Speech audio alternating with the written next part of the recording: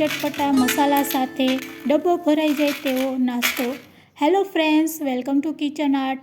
Friends, અત્યારે બજારમાં ખૂબ જ સસ્તા ટમેટાં મળી રહ્યા છે. તો સસ્તા ટમેટામાંથી ફૂડ પેકેટમાં મળે તેવો નાસ્તો આજે આપણે ઘરે બનાવતા શીખીશું. આને તમે 2 મહિના માટે સ્ટોર પણ કરી શકો છો. અને જો તમારા બાળકો પણ બહારના ફૂડ પેકેટ ખાવાની જીદ કરતા હોય તો આ વિડીયો ખાસ જોજો. તો બધી ટ્રીક અને ટિપ્સ સાથે આજે આપણે હેલ્ધી નાસ્તો બનાવીશું. રેસીપી સારી લાગે તો લાઈક અને શેર કરજો. મારી ચેનલ ઉપર નવા હોય અને મારી ચેનલને હજુ સબસ્ક્રાઈબ ન કરેલ હોય તો સબસ્ક્રાઈબ કરી બાજુનું બેલ બટન દબાવવાનું ભૂલશો નહીં, જેથી કરીને તમને મારા નવા વિડીયોનું નોટિફિકેશન મળતું રહે. તો સાંજની ભૂખ માટે ચા સાથે પણ ખાઈ શકાય તેવો નાસ્તો બનાવવા માટે અહીંયા મેં ફ્રેશ 5 ટમેટાં લીધેલા છે. સસ્તા ટમેટામાંથી કઈ રીતે ડબ્બો ભરીને 2 મહિના માટે સ્ટોર કરી શકાય તેની બધી ટ્રીક અને ટિપ્સ હું તમને બતાવીશ.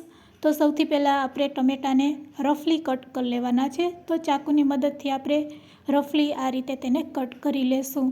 જે ઉપરનો ભાગ છે તેને આપણે દૂર કરી લેશું અને ટમેટાને આપણે મોટા મોટા ટુકડામાં આ રીતે કટ કરી લેશું. તો તમે જોઈ શકો છો, બસ આ ભાગને આપણે ફેંકી દેવાનો છે અને ટમેટાના મોટા ટુકડા કરી લેવાના છે.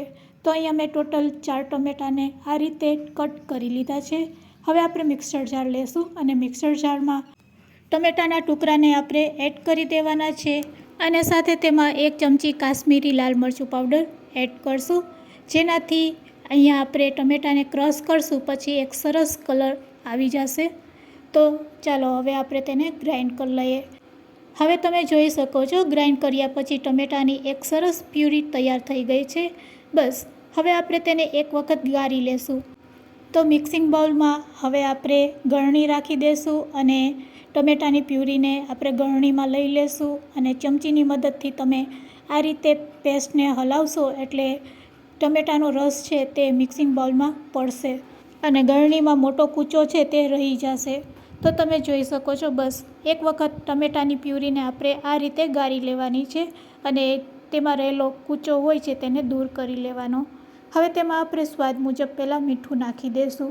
બજારના ફૂડ પેકેટ જેવો ટેંગી ચટપટો સ્વાદ જોતો હોય તો સૌથી પહેલાં મસાલા ક્યાં ક્યાં હું નાખું છું તે ધ્યાનથી ખાસ જોજો. તો સૌથી પહેલાં 1 ચમચી જેટલો પેરી પેરી મસાલો નાખવાનો છે. પછી તેમાં આપણે કિચન કિંગ મસાલો નાખીશું અને 1 ચમચી જેટલો અહીંયા આપણે ચાટ મસાલો નાખીશું. સાથે અહીંયા આપણે ઓરેગાનો નાખીશું અને પછી મારી પાસે ગ્રીન કલરની ચટણીનો પાવડર છે તો હું તે પણ નાખું છું. સાથે હવે આપણે આમચૂર પાવડર અડધી ચમચી નાખવાની છે અને ચપટી હળદર નાખી દઈશું. હળદર નાખ્યા પછી અહીંયા આપણે ટમેટો કેચઅપ 2 ચમચી જેટલો એડ કરશું. આ મસાલાથી જ આપણા નાસ્તાનો ટેસ્ટ છે તે એકદમ ટેંગી અને ચટપટો અને ટેસ્ટી લાગશે. હવે બધા મસાલાને ટમેટાની પ્યુરી સાથે આપણે મિક્સ કરી લેશું. આમાંથી 1-2 મસાલા ન હોય તો તમે સ્કીપ પણ કરી શકો છો. તમારા સ્વાદ મુજબ તમારી પાસે ઘરમાં રહેલા મસાલાથી પણ તમે આ નાસ્તો તો બનાવી જ શકો છો. આ રેસીપી તમે ક્યાંથી જોઈ રહ્યા છો તે કમેન્ટ્સમાં જરૂરથી કહેજો. રેસીપી સારી લાગતી હોય તો લાઈક કરવાનું ભૂલશો નહીં.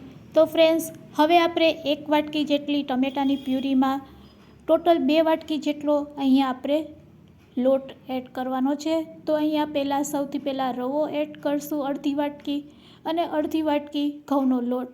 આ બંને લોટને એકવાર આપણે હાથેથી મિક્સ કરી લેશું.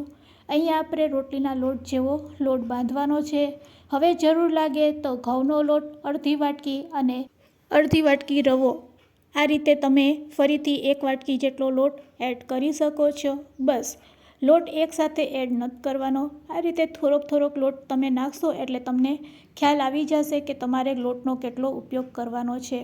તો અહીંયા મારી ટમેટાની પ્યુરી હતી તે 1 વાટકી જેટલી હતી અને 1 વાટકીની સામે અહીંયા રવો 1 વાટકી અને ઘઉંનો લોટ એમ 2 વાટકી જેટલો લોટ લઈને મેં અહીંયા રોટલી જેવો લોટ બાંધી લીધો છે. હવે તમે તેની થિકનેસ જોઈ શકો છો. બસ આ થિકનેસ જ આપણે રાખવાની છે. આ રીતે લોટ બંધાઈ જાય એટલે હાથમાં થોડુંક તેલ લઈને આપણે લોટને સારી રીતે ભેગો કરી લેશું. તો બસ લોટ આપણો બંધાઈ જાય એટલે રેસ્ટ આપ્યા વગર જ તેમાંથી આપણે એક મોટો લુવો લઈ લેશું અને તેને સરફેસવાળી જગ્યા ઉપર વણી લેશું. તો અહીં આપણે એક મોટી રોટલી વણવાની છે અને આ રોટલી ફૂલે નહીં તેના માટે આપણે ફોકની મદદથી તેના ઉપર આ રીતે કટ લગાડીશું. તો કાંટા ચમચીની મદદથી આ રીતે આપણે પહેલાં રોટલી ઉપર કટ લગાડી લેશું. ચાકુની મદદથી લાંબી લાંબી સ્ટ્રીપ બનાવવાની છે. આ રીતે લાંબી પટ્ટી તૈયાર કર્યા પછી હવે આપણે તેને ત્રિકોણ શેપમાં કટ કરવાની છે. તો એક જ સાથે આપણે ઘણા બધા ત્રિકોણ તૈયાર કરીશું. પટ્ટી ઉપર લોટ લગાડવાનો છે અને બધી પટ્ટીને આ રીતે સેટ કરી લેવાની છે એક ઉપર એક, અને પછી બસ ચાકુથી આ રીતે ત્રિકોણ શેપ આપી દેશું એટલે ફટાફટ ત્રિકોણ છે તે આપણા રેડી થઈ જશે. તો આ રીતે એકદમ ઝડપથી ઢગલાબંધ તમે ત્રિકોણનો શેપ આપીને આ નાસ્તો તૈયાર કરી શકો છો. પછી કંઈ નથી કરવાનું, બસ પછી તો તેને ફ્રાય જ કરવાની છે. પણ ફ્રાય કરવાની પણ રીત છે. તેની પહેલાં તમે જોઈ લો, ત્રિકોણ એકદમ આરામથી છૂટા થઈ જાય છે કારણ કે અહીંયા આપણે વચ્ચે લોટ લગાડેલો છે.